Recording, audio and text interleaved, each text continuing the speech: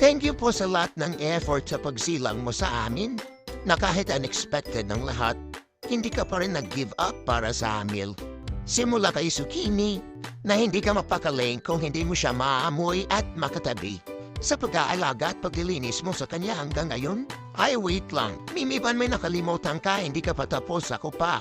Ay, ito pa lang pala. Akala ko nakalimutan na. Thank you po sa oras na pag-deliver mo na binigay mo sa amin.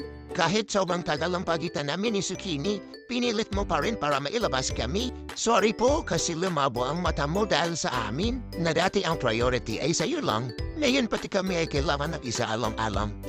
Pero still, Mimi Ban, thank you po for sharing your blessings, your home, your time, sa effort, na kahit naiihi ka na ay bumabalik ka pa para i-check kami, and sa sacrifices.